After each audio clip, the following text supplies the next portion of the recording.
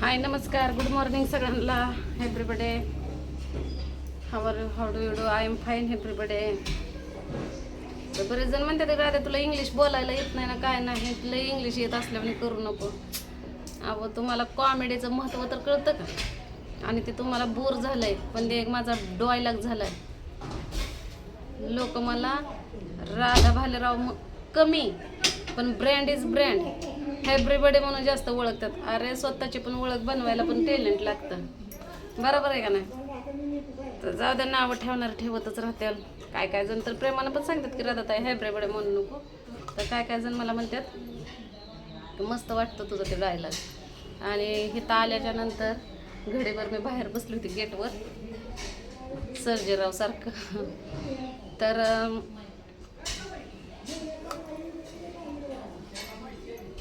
तर माझ्या आवाजामुळं मला ओळख दाखवली बऱ्याच जणांना. मी स्वतःहून तर कोणाला सांगत नाही, पण ओळख दाखवली.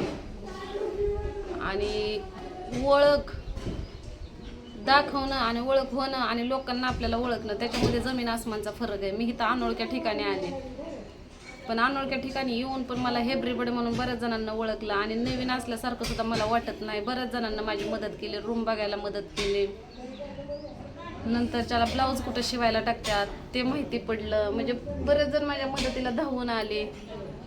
म्हणजे एक स्वतःची ओळख केली मी, बरोबर आहे का नाही?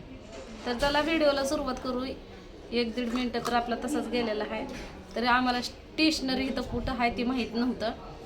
तर एका ताईनं बघा माझ्यासाठी क्लिप आणि टिकल्याची डबे टूर्समधून आणून दिली, म्हणजे माझी मदत केली.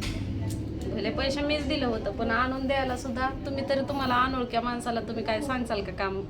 पण मी सांगितलं आणि माझं पटकन त्या ताईनं ऐकलं. पण त्यांनाच काल माझ्या आयब्रोज पण केल्या.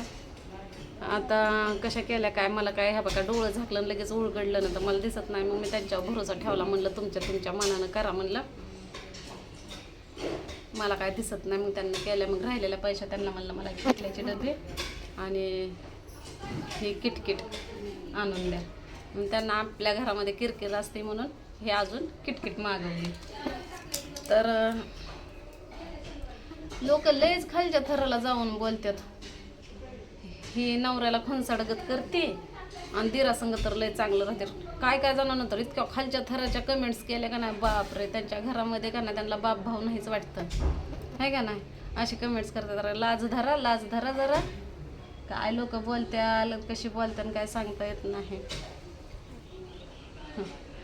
आम्हाला तर काय बघा, खरंच लय लोक नालायक आहेत आपल्या इकडले, आहे का नाही? एखादी लेडीज जर का नाही स्वतःसाठी काय करत असली तर तिला कधीच म्हणणार नाहीत की तिच्या कष्टानं कमवलं, तिच्या पोट ठेवल्याशिवाय. आणि ज्यावेळेस लोकांना ती एकटी जर ऐकत नसन, बरोबर आहे, त्यांच्या पुढं निघून जात असेल तर लगेच काय तिच्या चारित्र्यावर बोट ठेवतात.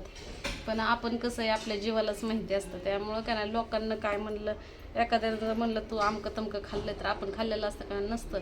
लोक देवाला सोडत नाही, देवाला शिव्या देतात, आपण तर कोण, आहे का नाही? त्यामुळं मला काय एवढं वाटत नाही. आणि विषय आला कालच्या व्हिडिओचा, तर स्वातीला मी बोलले, स्वातीला राग आला होता. तर काय जणांना माझा पण राग आला की राधे तू फटकळ तोंडी आहे, तुला बोलायची अक्कल नाही, तू कशाला तिचा 10 वेळा बाप काढला. मी बाप नाहीच काढला, मी तिला फक्त तिचे वडील दवाखान्यात होतं. आणि आता ह्याचं तर स्पष्टीकरण मला तुम्हाला देतच बसायचं नाही, कारण मी हिच्यामुळं तिच्या भावाला पैसे जोडलं होतं तिचा बाप आजारी असताना. मग मी तिला आठवण करून देत होते. ज्याच्या फोनपेवर मी पैसे पाठवलं तर त्याच्यात आठवण येत नव्हतं, ती तर म्हणत होता दिलेच नाहीत. जेव्हा मी स्क्रीनशॉट दिला ना त्यावेळेस त्याच्या लक्षात आलं की हा बाबा दिल्यात. मग तेव्हा काय म्हणलं होतं संध्याकाळपर्यंत देतो. आता जवळजवळ एवढे दिवस राहिला तर पैशानं चांगली नाती खराब होतात, पण मी त्यातले नाही. पण मी हसत तिला बोलून दाखवलं, एक आठवण करून दिली, बरोबर आहे का नाही? आणि मला पण कळतं ना तिच्या पोरीच्या 10वीचं वर्ष चालू आहे का नाही? तर ती लगे हे कसं करणार? पण माझं काय म्हणणं आहे माहिती आहे का, माझी पण तारांबळ आहे. ज्यावेळेस आता एखाद्या वेळेस तिची तारांबळ असेल आणि मला जर मागितलं तर मी असून पण देईल का? मी काय म्हणणार पहिलंच तो दिलं नाही तर आता कशावरून? आणि तर ती वळणार, हां देते. आणि असे कित्येक लोक आहेत तुम्हाला सांगते. अनोळख्या ठिकाणी जर आपण गेलो, मी एका माणसाला आता काल परवाची गोष्ट तुम्हाला सांगते, गावाकडं जाताना एसटी ऑनलाईन चालत नाही म्हणून मी बाहेर जे दुकान आहेत का ना, बाहेर म्हणजे स्टँडच्या आतमध्ये 2-3 दुकान आहेत बघा पाण्याच्या बाटल्यांचं हे ते, तर मी तिथं काय म्हणत होते, मी तुम्हाला ऑनलाईन सोडते, मला 100 रुपये कॅश द्या. मला काय मोठी रक्कम पाहिजे नव्हती, मला फक्त 100 रुपये ते पण तिकिटापुरतं. तर मला एका पण दुकानदारानं मला ते पैसे दिलेले नाहीत. आणि असं पण नव्हतं की मी लय सकाळी तिथं गेले होते पैसे मागायला. मला तिथं स्टँडवर जायला कमीत कमी 1 वाजली होती. 1च्या सुमारात मला कुणीच पैसे दिले नाहीत. मग ते जाऊ द्या सोडा, मी स्टँडच्या बाहेर गेले, 1-2 रिक्षावाल्यांना पण मागितलं, रिक्षावाल्यांना पण मला पैसे दिले नाहीत. नंतर तुम्हाला सांगते, एका मोबाईलच्या दुकानात गेली, ते दादा द्यायला लागले होते, पण त्यांच्याकडे पूर्ण 500 रुपयाच्या नोटा होत्या, 100 काय सुट्ट्या नव्हतं. आणि ते मला काय म्हणलं, 500 रुपये सोडा, मी 100 देतो. तर मी म्हणलं माझ्याकडे तेवढं पैसे नाहीत म्हणलं ऑनलाईनला, माझ्याकडे फक्त 100 रुपये ऑनलाईनला आहेत म्हणलं, मला तेवढं ऑनलाईन, कारण मला माहीत होतं की मला माझ्या गावाकडे जायपर्यंत मला 100 रुपये टेंभुर्णीपर्यंत लागणार आहेत. बारामती ते इंदापूर 53 रुपये आणि तिथून पुढं 25 रुपये, एवढ्या पैशामध्ये मी टेंभुर्णीत जात होते. आणि टेंभुर्णीत गेल्यानंतर काय तिथं म्हणजे आपल्या गावातल्याच गाड्याही येतात, त्यामुळं मी उधार पण आपल्या गावापर्यंत जाऊ शकत होते.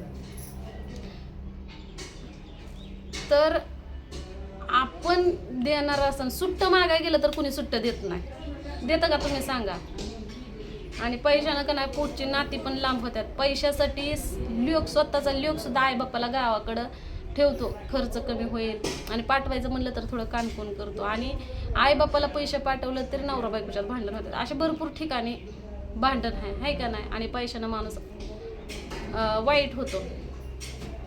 आता तिला राग आला, पण मी तिला आठवण करून दिली होती, पण ती म्हणली असती कशाचं, तर म्हणून तिला आठवण करून देते. पण मी तिला बापापर्यंत बोललेच नाही, पण त्याचं तिला वाईट वाटलं. असू द्या सोडा तुम्ही पण मला, कारण मी तर ठरवून ठेवलंच होतं, अगोदरच व्हिडिओमध्ये सांगितलं होतं की ह्या व्हिडिओला मला वाईटच सगळे बोलणार आहेत, माझं कोणी कौतुक करणार नाही, कोणाला काय वाटणार बी नाही की बाबा हिने गरजेला दिले होतं आणि हे माझ्या गरजेला मला ते परत करायचं. लय नाही पण थोडं तरी, कारण सध्या तर कंडिशन अशी बेकार आहे का नाही की माझा तर इन्कम नाहीच, तुम्हाला तर माहितीच आहे. नवरा माझा किती दिवस झालं घरात पडून आहे, नवऱ्याला रोज मी कामासाठी भांडण करते दररोज. असंच नाही की मी घरातच, मी सोशल मीडियावरच नाही. तर काही जणांचं म्हणणं आहे की तुम्ही जर व्यवहार केला तर तुम्ही सोशल मीडियावर कशाला आणता, बरोबर आहे का नाही. आणि सोशल मीडियावर आणायचं म्हणलं, एक व्हिडिओमध्ये तिला परत ती म्हणली असते ना, हा नाहीच आमकं फलानं, तर एक आठवण होती म्हणून. आणि ते विषय त्याच्यामुळं नव्हता, अगोदरच माझा व्हिडिओ चालू होता आणि विषय तिनंच काढला. तिच्या व्हिडिओच्या शेवट तुम्ही बघा, अगोदर तिनं विषय काढला होता की तुमचा व्हिडिओ चालू झाला की मी तुम्हाला पैसे देते, बरोबर आहे का नाही. आणि दुसरी गोष्ट तर अशी झाली की ती काय म्हणली होती मला रागत की तुमचं आता आज कामावरनं घेऊन तुमचं पैसे देते. मी समजून घेतलं होतं आणि कामावर गेल्यानंतर तिला त्या गोष्टींचा राग आल्यामुळे ती काय कामाला आली नाही. भले ती सांगत असं माझी तब्येत बरी नाही, पण तिला माझा राग आला होता. काल ती कामाला पण आली नाही. पण आल्यानंतर परत मी तिला उठ जेवण कर हे ते बोलले, स्वतःहूनच बोलले. ती काय मला बोललीच नाही, लय वेळा रिक्वेस्ट केली तिला जेव. परत मी म्हटलं जाऊ दे, नाही जेवू दे, बहुतेक तिचं काय दुखत असेल खरं बरं का, मी काय खोटं सांगत नाही. काय द्यायचं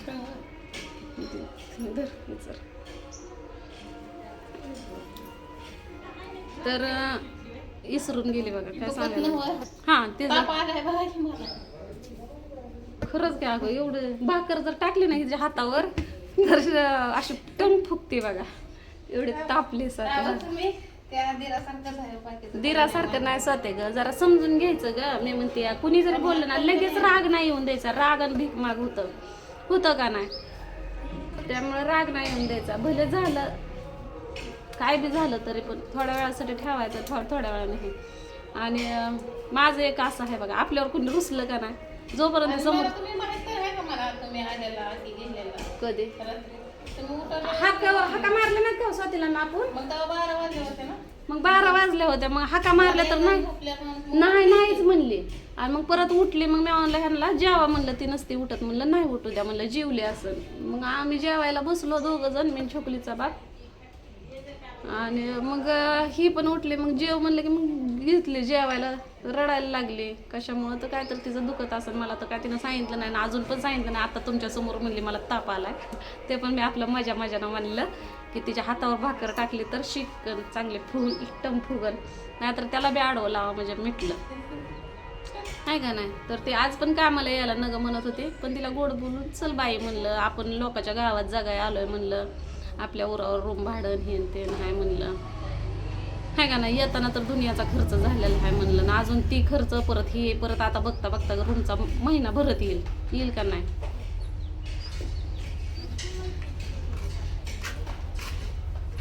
आला ग पूर्वी सोडून.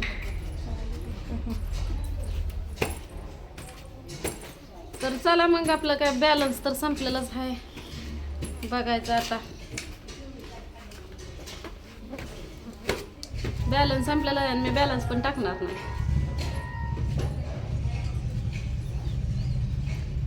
कंपनीचं हॉटस्पॉट घ्यायचं, व्हिडिओ द्यायचं धड सोडून, घरी व्हिडिओ बनवायचं, तिथं बनवायला चान्सच नाही. 2 मिनटं भेटतात, तेवढ्या मिनटामध्ये आपलं पटापटा व्हिडिओ सोडत राहायचं, आहे का ना.